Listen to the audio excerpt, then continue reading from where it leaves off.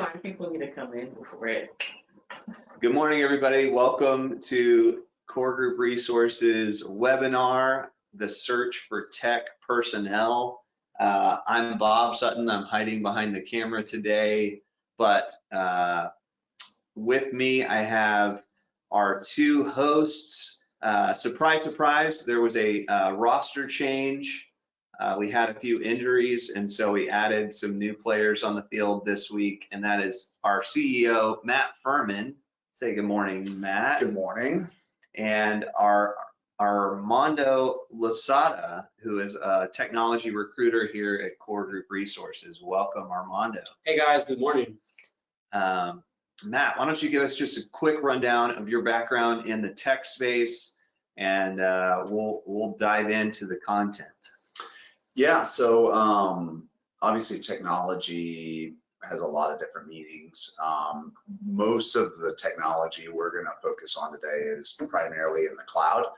I started as a recruiter and then got into our tech stack build out about 5 years ago, and really started getting attuned into what is cloud tech stack technology and how do APIs integrate and how does everything kind of talk to each other to move information faster. And so between doing AI sprints to just dealing with all different types of development teams, I've got our own in-house feel of what technology search is.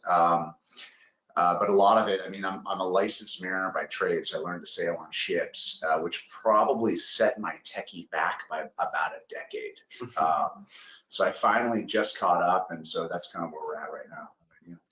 Hey guys, I'm electrical engineer, now turned into recruiter. Been doing this for 10 months now, and in just these 10 months from when I started to now, there have been changes. So just to give an idea that in just this small time frame, it has changed. So for people that has not been aware in the market, could be even a bigger gap in there that we'll talk about it. Yeah, well, exciting. Glad to have both of you guys here. Thanks for subbing in. Craig Boulay and Jacob Sweeney both were out today with personal stuff. So we called an audible, and we've got a great team here. So we're excited to go over this. So let's dive in to what's happening in technology today. So let's start off. Armando, tell us a little bit about like what's changing, what's happening now. So I would like to focus a little bit on the cloud technologies and a little bit on cybersecurity also. On the cloud side, we are seeing a lot of more traditional roles that are also called OT, like electrical engineer, automation engineers, even reliability engineers that they don't necessarily fall into IT. That there's a big shift into cloud. They are integrating more of their automation process, more of the instrumentation into cloud services like Azure, Amazon, on smaller scale for the Google Cloud also. Yeah, and I think with Armando, you know, obviously the hands-on automation system, the hardware piece is still a huge need, but the hardware tying into the cloud systems and getting them all to talk, it's a huge market right now. Anything you can bolt into the cloud and accelerate processes and business decisions is a huge market that we're seeing across the board. I know we've seen even this week some developments with Elon Musk and his robot. Are we scared of a Skynet situation, or what's the deal with AI and machine learning? I wouldn't be scared as of now, since it's very tied and new software and technology. Like people might not be as of now skilled yet to be able to hack into those systems, especially maybe 10 years ago, that would be something that could have been done quickly, whereas of now, these companies have an entire cybersecurity team. They have people just doing audits on their software, on their hardware, just trying to find gaps to see where it can be hacked. And even when there are gaps, they have protocols in place that can figure out like, hey, something is going wrong, this shouldn't be happening, I will lock down for someone to go. Yeah, I think AI is a long way to go. It's not going to be in our lifetimes where it suddenly gains consciousness and destroys Earth in less than 3.5 seconds or whatever it is in the Terminator. But doing it like an AI sprint a few years ago, getting to the end with the machine learning engineers and like really kind of taking a deep look into what servers can actually do. Servers still like they're guessing on mass data, right? So it's mass data guessing. They don't like AI doesn't have the ability. It doesn't have logic, right? It doesn't have like emotional logic. It doesn't. There's no consciousness of why it wants more. Yeah. So I would be afraid of AI. In fact, a lot of companies have gone to just AI systems only, are swinging back to people because they're like the machines aren't picking. They're missing a lot of stuff. Where companies are hitting it big is when they interface AI with people, to accelerate the people. I would also like to add that cybersecurity and cloud technologies go hand in hand. Whenever we have a piece of hardware in our home or our work site, the only way to hack it is being physically in there to access it. Like let's say we have a laptop that's not connected to the internet, we want to hack it, you need physical access to the laptop. Yeah. Whereas of now, like Matt said, that hardware is being connected to the cloud, there's a piece in there that companies and candidates, employees have to be aware that everything that's being connected into the cloud or being hosted into the cloud needs to have at least a basic security protocol.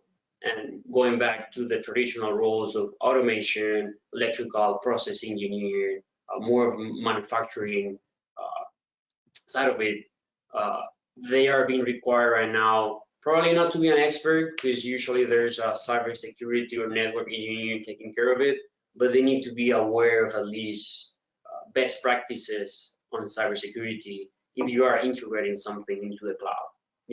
Yeah, for sure. So, and what are you guys seeing as far as the current demand for, I guess, across the landscape for talent? Obviously, with the tech sell-off that occurred, I think technology or cloud-based technology companies went through their probably first downturn in 20 years. It's just always been up, up, up, up, up. Technology companies are valued. Half their value is what they call hype value, which is like hype, which, and when the hype bubble popped, obviously their value has kind of waned since. So a lot of your cloud-based companies that are trying to gobble up a lion's share of business you see a lot of hiring freezes. Facebook's still laying people off. Yeah. Amazon's hiring a lot. Amazon's posture has been interesting because they've taken a posture of controlling the real estate space of server instances in the cloud. And so they're behind about every app we use. And so every time you request something, right, there's like a 1/100th of a penny that goes to Amazon. And so they focused on that side of it, where like companies like Facebook have focused just on user interface and connecting people with friends. And so it's just limited to growth on that, especially with competitors popping up like TikTok and all these other ones. And then what AWS has done as well is they've given all their secrets away to build all these like micro competitors as well. And so and they're trying to capitalize on just the server instances at large, not trying to compete in a tech space like a Salesforce and that kind of thing. So, yeah, in that case, you will probably for now no one will ever compete with Amazon. Microsoft is trying, But Microsoft is probably more focused on, this is my guess, kind of from my experience here, it's focused more on big industries, right? Whereas Amazon, you can see that someone in college is integrating their apps into Amazon because, like Matt says, Amazon is basically sharing every secret they have. They're sharing it to make sure everyone can build good apps in Amazon.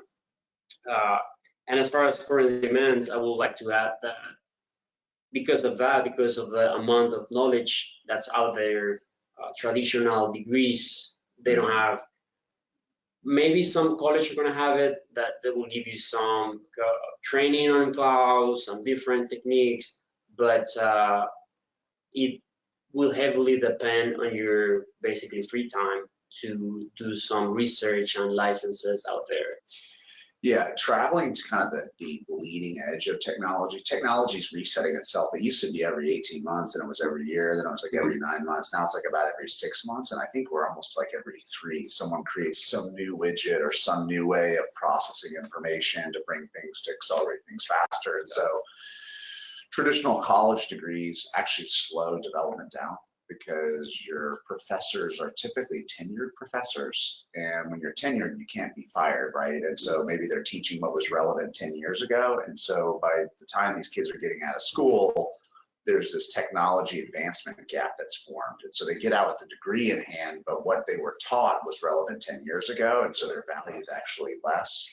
And then they have to spend 18 months to 2 years to try to get out to the outer edge of the, of the blade, whereas you have some engineers that are like figure it out types, and maybe they went halfway through college and they found a niche and got into machine learning and expanded, and they traveled out to the outer edge, and they're one of 10 people on earth that knows how to do distance calculations between words and letters, to make things match or whatever it may be, right? Yeah, and all of a sudden their value grows exponentially. So there's nothing wrong with the degree, but it really depends on the professor tenured environment, whether they're going to slow that class group down or not. Yeah, sure. So that's a great segue. So before we jump to the next slide, we're going to put up a quick poll to see who is here on the call with us or on the webinar with us. So if you're a candidate, if you're a tech employer, you're someone looking for a job in technology, fill out this quick poll for us so we know who's on here, and we hopefully have a more engaging Q&A session at the end here. Appreciate everybody who's jumping in. So looks like we have a lot of people here who are looking for a job, several people that are looking to hire, several people that are here just to enjoy the conversation. Love those folks. Glad you're here. Okay, well let's go on forward. Thank you for taking a couple seconds to fill that out. So we've looked at kind of what's happening in the overall landscape. So how do you guys see companies being able to leverage the current market growth? What are the strategies there? Matt? So as a company or professional, you always have to be at the posture of knowing nothing. The moment you think like, I think I've learned it all, someone's just invented something new, and then now you're going to get passed by. Yeah. So you always have to be at the posture of knowing nothing. I'll give a good example there. There's a movie, I don't know if a lot of people have seen it. There was actually a Google Maps / Earth before it was invented. I don't remember the name right now. There's a movie about it. It was a team in Germany that they came with this idea of, let's visualize, because they already had pictures they just weren't put together from outside the Earth. So they come with this idea, let's do it. Then their ego got inflated. Hey, we're the first ones to do this, right? They were young. What they didn't know is that there was a team in California doing kind of the same thing. They were maybe a little bit behind, but when the German team were like, hey, we made it, we're the only ones that have it. That's when They kept working, they went ahead, they surpassed him, and now we all know about is Google Maps, Google Earth. There's basically no competition there. Even though they were not the first, they kept pushing forward and they didn't set on with like, hey guys, we made it. This is the only thing that's out there. Yeah, a good example of not being in a posture of change is when the iPhone came out, the BlackBerry commanded like 80% of the cell phone market, right? And you know, someone on the executive team at BlackBerry headquarters in Canada goes, "No one will ever leave our little keyboard." They're just, no, everyone wants a little keyboard on their phone. Why would you want a flat screen phone where you type into it? They're just unreliable. And as soon as they made that decision, they went from 80% to like 5% of the global mobile app ownership market, just on that one decision. Yeah. Another gone. And now they're gone, right? And I think there's a little fragment of them because under the government side of it. Yeah, and there's another one that was Kodak. Steve Jobs walked in to Kodak saying, "Hey, listen, we're going to put cameras in this thing called the iPhone, and we think, you know, your cameras would be good for that." And the CEO at the time, 42-year-old guy, was like, "Steve, you know, we're Kodak. We don't need your silly iPhones." So he let Steve Jobs walk out of the door, and 42,000 jobs later, gone. Yeah. So when you have to be at the posture of knowing nothing, you literally have to be at the posture of knowing nothing, because one decision you make running a company to pass up an opportunity or to say no to that is the difference between life or death, right? So the difference between scaling big or Just disappearing or staying the same, right? It's like, yeah. Right. One of the things that, you know, also obviously mindset helps and guides you into this direction of, there's a lot of flexibility right now in the market, especially on IT. I would guess other markets are having the same kind of trend, but very highly on IT, we're seeing more and more jobs. And the worst case being just hybrid.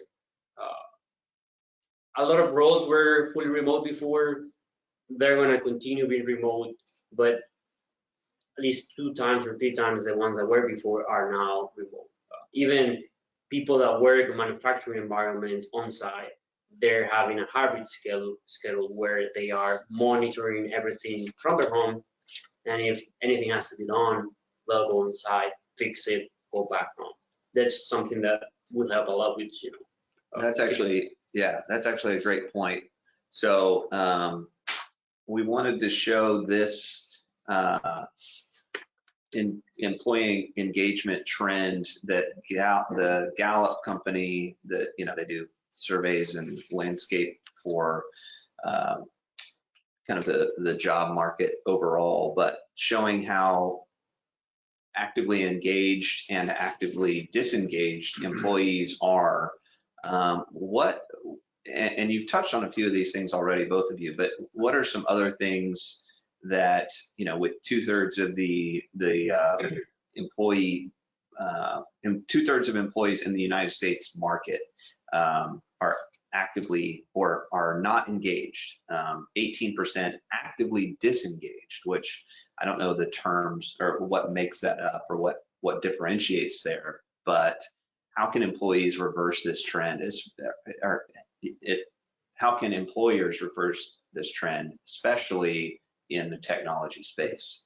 I would like to give 2 examples, one coming from my perspective here and as an employee, and one from listening to candidates talk about their situation. I think both aligns in the same ones, being giving employees new tools, new trainings, new ways to progress their career path, especially on IT. Young people is aware that, you know, new technology is evolving. I'll give you an example. .NET software developers, even though .NET Core is not that new, there are still some old developers and using the .NET side of it, and they're like, we have tried to have the company switching to .NET Core. Obviously, it's a huge task, but I'm staying behind on technology. I want to go to a company that's using newer technologies, where maybe moving infrastructure for a company is not feasible or easy to do. There are some other roles or or ways of keeping your employees engaged and giving new trainings, new way of participating with the team, giving them tools to show that you obviously care for them and their progress in the company. Yeah, I think to me, employee disengagement, obviously when you start a company, there's no such thing, right? Like to be you're engaged all the time, 7 days a week, 100% of the time. So this concept of disengagement is probably lack of purpose, you know, like it's purpose in the mission of the company at large. Like what's my job? Like my job inside the entity, like what's the greater purpose of driving in whatever direction I'm going in? And so I think if companies aren't aligning a mission statement, a vision statement, core values, core purpose, why are we here? And you're just there to pump a widget out or just design something from time to time. I think that's where people move into this apathetic realm of like, who am I? You know, and I think, so if companies aren't doing that stuff, I mean, you really need to build your mission and vision statements like in a major way very, very quickly, because even a lot of the younger people we hire, they're like, hey, I'm coming to work here because you guys have actually have a mission. You know what I mean? Like Yeah. versus a non-mission company.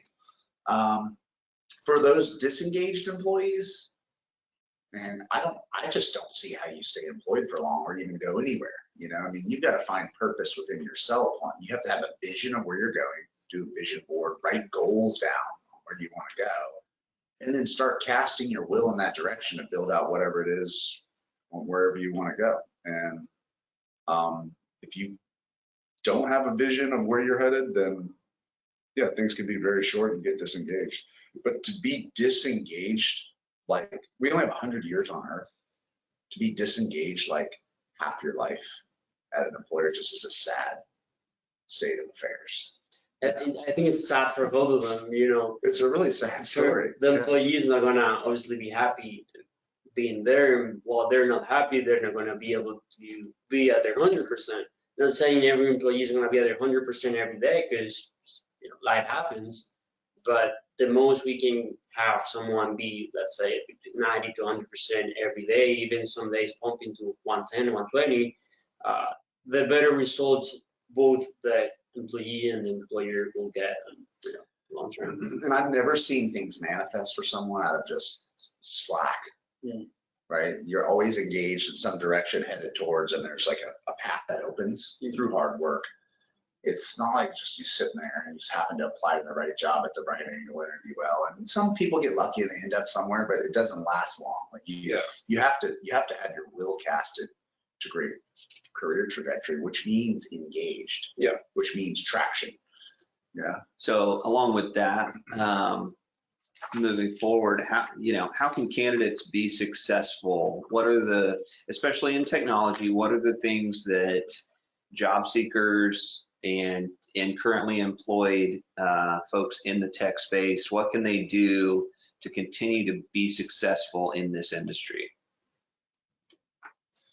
I think it all ties up with the things we've been saying of, you know, keeping up to date certs, learning new certs, new skills, new software. If you are an expert on, let's say, AWS, dive into Azure, the other way around. If you're a back-end developer, learn about front-end as much as you can on your own time. Keep moving forward, because technology is the field that moves the fastest. Even in some industries, like we're probably behind on technology. Like I don't know if it's controversial now, but in my opinion, maritime it's an industry that was behind on technology, but they're moving quickly. They're all like the clients we're working with. They're always, their roles are because they're adding a new software, a new technology, a new communication system to the. Yeah, and the certification, like there's all these micro courses that are given, you know, like MIT will give a micro course on whatever it is, machine learning, or Sloan School of Business will give a micro course on DevOps or whatever it is. Like if you have a heart's desire to go in a certain direction, like burn the cash, it's like $2 or $3 grand for like an 8-week course from some of the best in the industry, and you learn, you take the course, you get certified, and you boom, all of a sudden you got MIT, Harvard, you got all this stuff on your resume, and that's the tip of the spear. And so then you use that to keep looking for projects and hunt news articles on who's needing what and posturing yourself into those windows. So you have to stay up to date. It's, you know, I went to a maritime trade school, so you had, I mean, I actually had one IT class I can remember. And the professor, no, not even. The guy was teaching us on like dial-up phone systems that were like hot in the 70s. And he said he was so close to the edge of this new technology that then everything changed around him suddenly and he was left behind. But all he could teach was what he knew, which was this archaic technology that no one uses. And that was my tech class. It was basically a sunken ship. Yeah. You know? And that's a good example as to why you have to keep learning and be in a posture of survival, right? Like it's survival to continue to learn, right? For the ones that are in college right now, like going back to this example, don't just stay with what your professor or your college gives you, you know. Not saying it's bad, but this IT is very competitive, where you're just taking the information your professor or your classes are giving you. There's other people that they're taking that knowledge, researching more out there, applying it. They have network engineers, they have home labs, automation, electrical engineers, they have PLCs, BFDs, all kind of stuff at home. Then again, it's not cheap, but on my experience recruiting, out of those, that's what I've seen most success. A lot of companies rather maybe go for someone junior. I've seen where they hire the junior guy instead of the more senior, not because of the pay, but because they can see that, okay, this guy is actively having projects.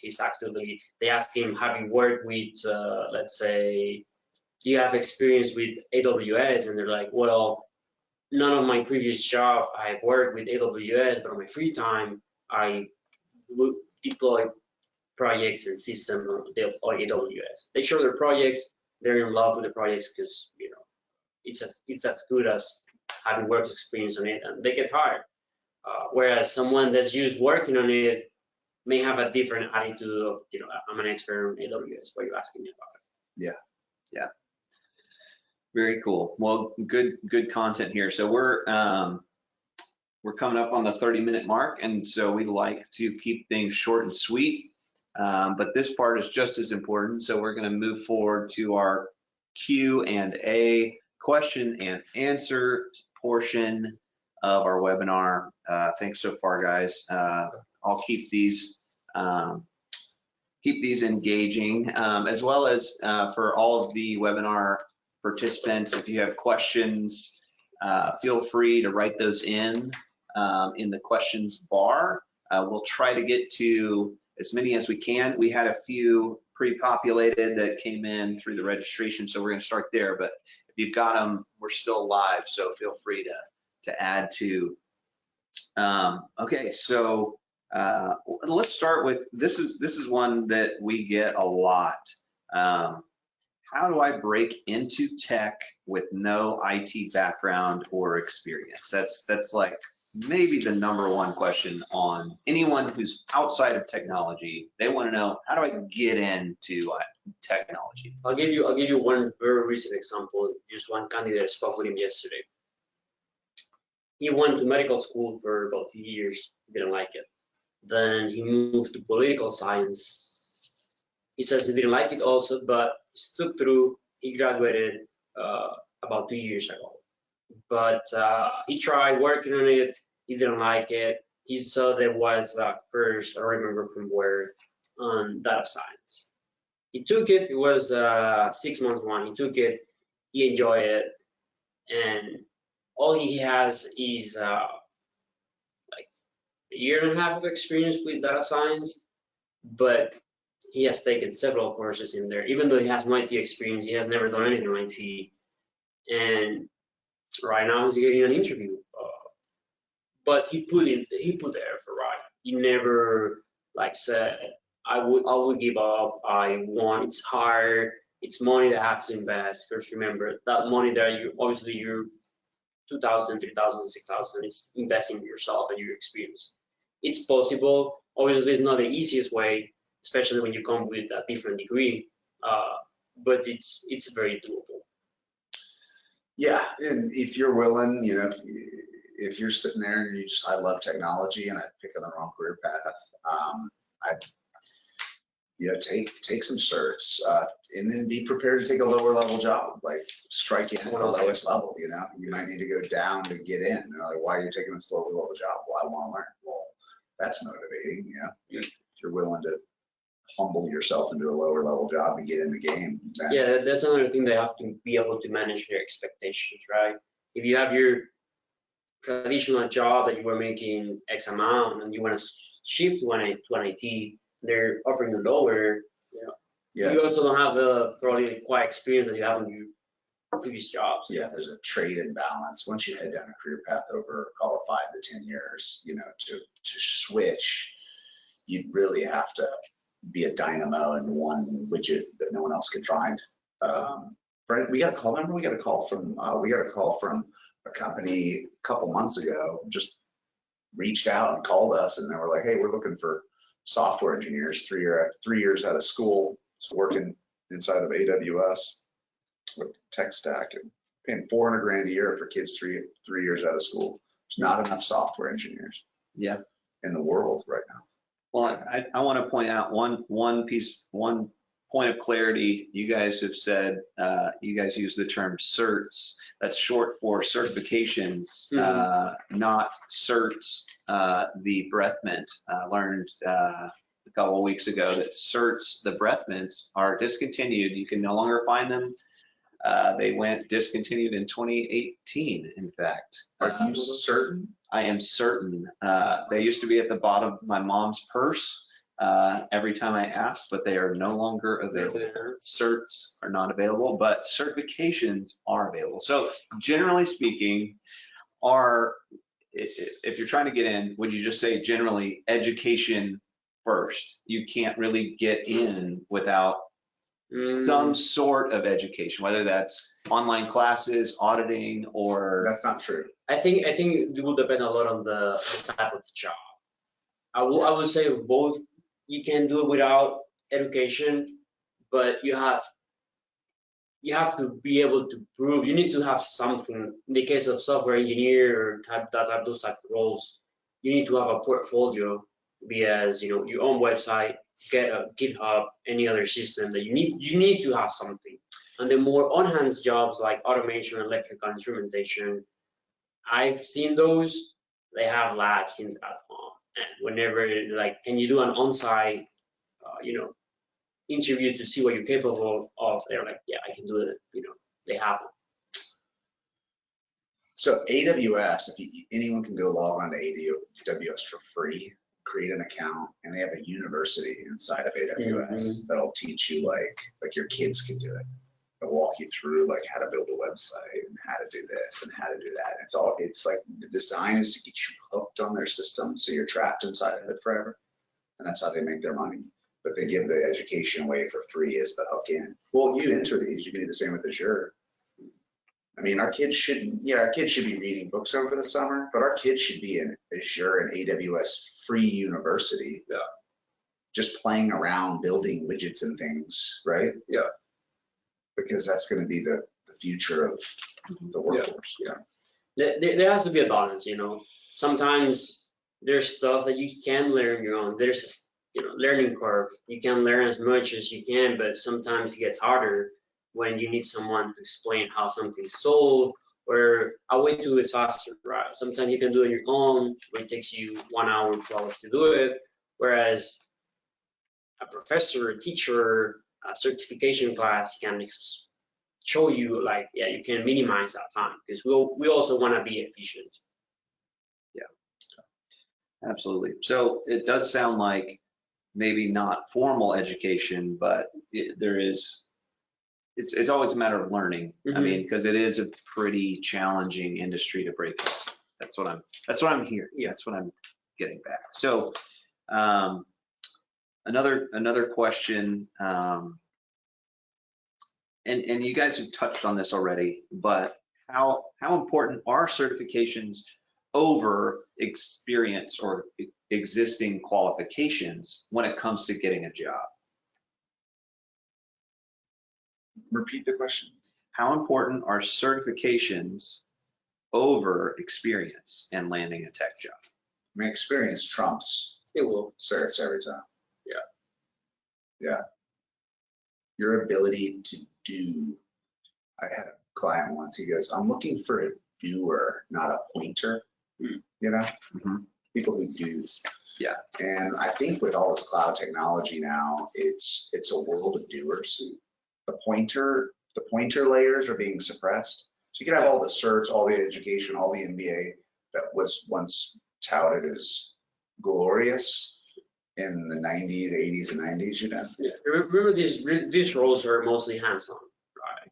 Yeah. There will always be coding something, testing something, changing something, programming something. So if you already have experience doing it, you can show it, but for some reason you don't have the cert, you might be as good as someone that has a cert. So that's another thing that companies have to be willing to adapt to keep up with the trends, right? Going back to the previous point, like be flexible on the candidates that you're looking for, because that will make the pool bigger, who you can choose from, and you might be able to find someone that has a better fit for your culture, but doesn't have a cert, whereas maybe the guy that has a cert is not a great fit for that culture. How about this one? How do you fit a broad IT background into a resume without making it look superficial?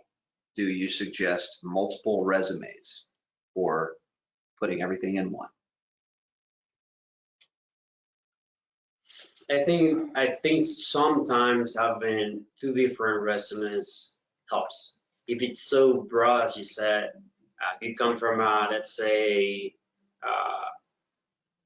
I've seen this one. You come from automation engineer background. You did that from several years ago, but you took some certifications and you have some working knowledge on full stack development. You learn .NET Core, you learn JavaScript,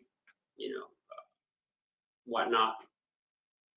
Sometimes all your big experience on automation and not on software will kind of make it seem dubious on what you should be doing or not. So I would say talk with your recruiter, figure out what would work best. If you have a huge kind of a resume, just so the recruiter can also help you judge what works best. But sometimes short resumes also make it work. Yeah, I think shorter resume. I mean, obviously, I'm like a big proponent of bandwidth of people's minds, you know? And so your short resume needs to be like, wow, what is that, right? And then your hook is the cover letter or project page. Yeah. So like if you can fit it, I always tell people a page a decade, you know? Yeah. One page every decade. Yeah. Get 2 decades, 2 pages, 3 decades, 3 pages. But like, That works. if you get a decade on one page, it's just hot. And like, I mean, I want to know more about this guy. Well, then you get your project page. Yeah. I think the way he said it is the best. We want, as a recruiter, we want to hook the client with your resume. Yeah. If it's 25 pages, they're gonna be like, why will I interview him? Everything is there already. He's not a fit. Yeah. We just want them talking. Yeah, the resume's the harpoon into the side of the whale. That's a nice one. So some of the questions that are coming in are really great questions. What I'm sensing is there are some job seekers who are wondering, hey, why are companies asking for entry level when it's actually 3 years of experience, or you know, stuff like that. I'm not necessarily wanting you guys to answer that question, but I'm curious, you know, for technology companies who are looking to hire folks, what are like the bare minimum points of entry for entry level roles? I have one example for that one. It all goes back to what we're talking about. Keeping up to date, having, you know, in free time, researching, doing certifications, creating your project. I have a guy, well, he's already placed. He was just finishing college. He was in his last week of finals. The client was looking for a junior software engineer that had experience with C++, C#, embedded system programming, and they were looking for that range of 2 to 3 years. Whereas this guy didn't have any, I wouldn't say like work experience, but on his entire career, he did co-ops. And besides co-ops, he also had a full project of entire systems he worked on in his free time. Where, yeah, it's not the same as full 3 years of employment with a company. He did put in the work of having the co-ops in the summertime or while he was, you know, studying whenever he did it. Plus, he keep his portfolio always updated with new project, new system. And he actually had one of his most recent project that he did was very relevant to what this company was looking. Obviously, what he did was on a smaller scale, but what this company was doing was on a bigger scale. And when they talk about the project, they realize he's a great fit. He's doing what we're looking for, one on a smaller project. That gave him the edge. But he always kept, you know, doing projects, doing co-ops. That's where the work experience comes in. Yeah, if you have to take fractionalized work to fill in the experience, we do it. People are like, well, where's my 70 or 100K base to start? Well, it might look like an hourly job working on a project for someone at an angle, but you're building a project list. And that project list will then give you that. And it could be fractionalized work inside of 3 years. Yeah. 3 months here, 4 months here, yeah. And you get, well, it does. Well, do you have 2 years, 3 years? Well, but I've worked on this array. Well, the array is enough to get you into the door. Yeah. So, any other questions? Yeah, there's a couple more, but we're running low on time. So I want to ask, we haven't talked a whole lot about database and data management. What are the kind of industry trends you guys are seeing across database working, industry work as well as database management? Like, where are the trends there? Is Oracle still the biggest player in the field, or has that diversified the market a little bit? Going back to core examples, thankfully these questions go back to my current experience. I'm working a lot right now on data engineer, data analysts, machine learning engineers, and most of them come from a database background. You know, they were SQL developers, database engineers, working with Python, then again SQL, Excel sheets. They are shifting into these kind of data engineering role. While they're not the same, or they are two parallel jobs, I'm seeing that trend of people just kind of shifting because it's very similar and they fulfill kind of the same idea. Not sure if that answers your question, but that's where I'm seeing the people shifting. And one last question. As you guys know the market, obviously we don't have a crystal ball to see into the future, but what areas of focus would you recommend that you think the trends are going to shift towards in the coming 2 to 5 years, as far as what skill sets, what technologies should people be focused on for that next change? The next evolution. Yeah. I'm seeing a big boom right now on IoT, which is, like Matt said, integrating hardware with cloud. especially maritime. That's the Internet of Things, Mhm. IoT. Yeah. Well, Internet of Things is more for small hardware. Okay. They call it IIoTs, industrial. IIoT. Yeah, yeah. It's the same principle used on a bigger scale. Maritime, oil and gas, it's moving to it. I'll give you an example of oil and gas. They're still using it as a backup, but they mostly use radio frequency to communicate between oil sites and, tank stations, that kind of stuff.